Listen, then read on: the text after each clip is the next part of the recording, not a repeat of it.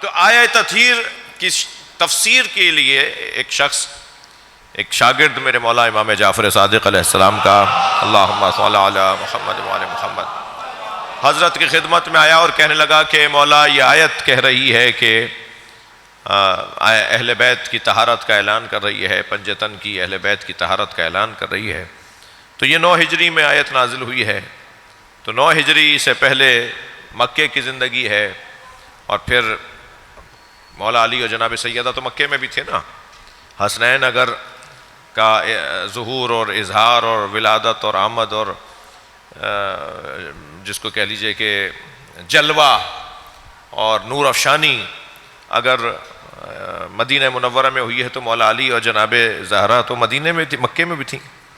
تو آیت تطہیر نازل ہو رہی ہے 9 ہجری میں، مکے کی زندگی بھی ہے، مدنی زندگی بھی ہے، تو اس کا مطلب ہے کہ 9 ہجری کے بعد ایک صلوات اور ہدیہ کریں نبی اور علیہ اس سے بہتر اور بلند صلوات نبی اللہم صل علی محمد.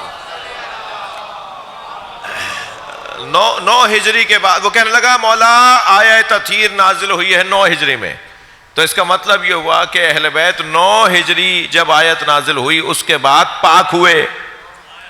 بات یہ عرض کر رہا تھا کہ اس نے آ کے کہا کہ اس کا مطلب یہ ہے کہ اہل بیت جب آیت نازل ہوئی اس کے بعد پاک ہوئے. اب سنیں امام صادق کا فرمان. امام ایک مرتبہ اس کے سوال کو سن رہے ہیں اور مسکرا رہے ہیں، اور مسکراتے ہوئے امام فرماتے ہیں کہ اگر آیت تطہیر کے نازل ہونے کے بعد اہل بیت پاک ہوئے ہیں تو کیا کہتے ہو سورہ توحید کے نازل ہونے کے بعد اللہ ایک ہوا ہے؟ صلوات پڑھیں محمد و آل محمد. جی نہیں، وہ اعلان توحید ہے، یہ اعلان طہارت ہے. رسمی طور پر اعلان کبھی بھی ہو سکتا ہے، مگر اللہ نے اہل بیت کو جب سے ہیں تب سے طاہر و مطہر بنایا ہے. یہ وہ پیغام ہے کہ کونوا مع الصادقین، تم ہو جو تشریعاً سچے ہو اور کچھ ہیں جو تکویناً سچے ہیں. تو بس تشریعاً سچے، تکویناً سچوں کے ساتھ ہو جائیں. پیغام کونوا مع الصادقین ہے، کونوا من الصادقین نہیں ہے. کونوا من الصادقین، سچوں میں سے ہو جاؤ. خبردار سوچنا بھی نہیں ان اپنے آپ کو ان جیسا اور ان کو اپنے جیسا سوچنے کہ وہ ہم جیسے ہیں. تم ان جیسے ہو تو تم ایسے سچے ہو کہ وہ کہہ دیں کہ تمہارے کپڑے درزی کے پاس ہیں تو درزی جنت سے جبریل بن کر آ جائے. تم ایسے سچے ہو، تم ایسے سچے ہو کہ اگر وہ یہ کہہ دیں کہ پہاڑ اپنی جگہ سے ہٹ جائے تو پہاڑ ہٹ جائے گا. تم ایسے سچے ہو. ہمارے سچے ہونے میں اور ان کے سچے ہونے میں وہی فرق ہے کہ وہ امام ہیں، ہم ماموم ہیں. وہ مقتدا ہیں، ہم مقتدی ہیں. وہ ہمارے مولا ہیں، ہم ان کے چاہنے والے ہیں. تم سچوں کے ساتھ ہو جاؤ. ہمیں سچوں کے ساتھ ہونے کا حکم ہے. سچوں کے ساتھ ہونا، اب میرے بچے آ کے بیٹھ گئے تو اب پوری طرح سے سنیں گے بات کو. سچوں کے ساتھ ہونا بہت مشکل کام ہے. سچا ہونا کتنا مشکل ہے، کوئی سچوں سے پوچھے.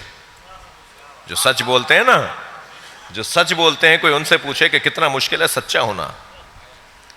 پھر سچا ہونا خود کتنا مشکل ہے، اور سچوں کے ساتھ ہونا اس سے زیادہ مشکل ہے.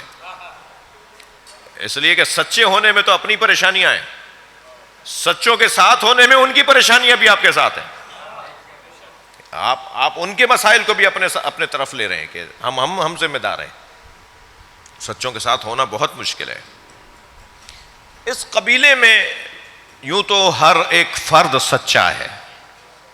لفظوں کو میں بہتر کرتا ہوں، سب یہاں کاظم ہیں، سب یہاں باقر ہیں، سارے عسکری ہیں، سارے تقی ہیں اور سارے نقی ہیں. یہ سب کے سب رضا ہیں، یہ سب کے سب شہید ہیں، یہ سب کے سب مجتبی ہیں، یہ سب کے سب مرتضی ہیں. مگر جیسے جیسے جس زمانے میں ضرورت پڑتی رہی ایسے ایسے لقب ابھر کے سامنے آتا رہا. جہاں ضرورت عسکری کی تھی وہاں امام عسکری کا لقب عسکری پڑا.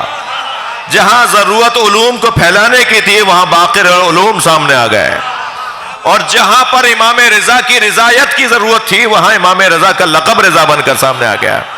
یہ سب صادق ہیں، مگر ضرورت جیسے جیسے بدلتی گئی ایسے ایسے لقب سامنے آتا گیا۔ میں اور ذرا علمی گفتگو، علمی پیرائی میں بات کروں۔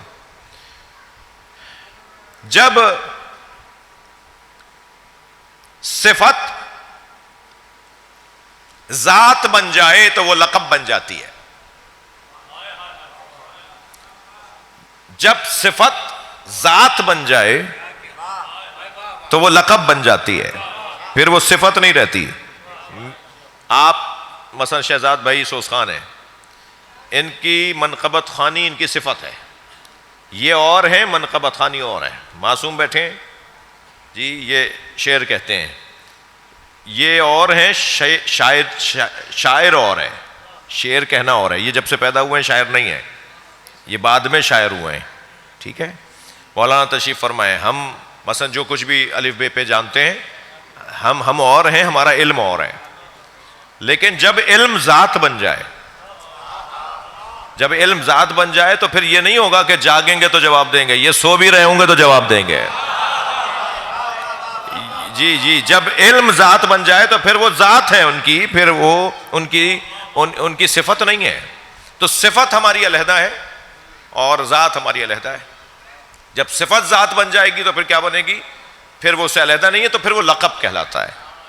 تو ائمہ اہل بیت میں جب صفت ذات بن جاتی ہے تو وہ لقب بن جاتا ہے۔ امام جعفر صادق کی صفت صادق جب ذات بنی تو لقب بن گئی۔ اب یہ جو کہیں گے وہی حق ہے۔